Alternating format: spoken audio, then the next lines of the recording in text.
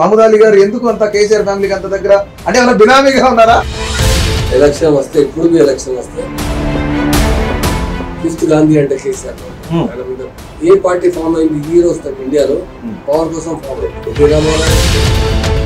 Divide చేస్తున్నారు ఇంకో ముస్లిం వచ్చిన సంవత్సరంలోనే 55,000 ఉద్యోగాలు ఇచ్చామని చెప్పేసి ఈ రోజు ప్రభుత్వం చెప్తుంది కదా, అవన్నీ మేము ఇచ్చినాయని చెప్తున్నారు.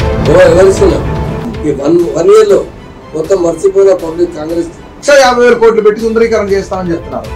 మూసీ అసలు మీ లైన్ ఏంటి?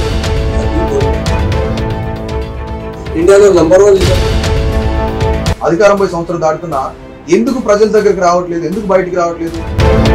గ్రామ సభలో గొడవలు చేసేది బీఆర్ఎస్ కార్యకర్తలు అంట కదా, అందరికి అందుతున్నాయంటే 6 గ్యారెంటీలు. దేశం అంతా ఒకటే ఎన్నికలు రావాలని చెప్పేసి మోదీ గారు చెప్తున్నారు. ఏమైతే మోదీ సార్ చెప్తే ఏమైతే తెలంగాణ రెవెన్యూ బాగా ఉంది, మొత్తం తీసుకుపోయి ఆంధ్రలో ఖర్చు చేశారు. కేసీఆర్ గారు దేశం వదిలి వెళ్ళిపోతున్నారు, అమెరికాలో సెటిల్ అవ్వబోతున్నారు అని చెప్తారు. నిజమేనా ఇది?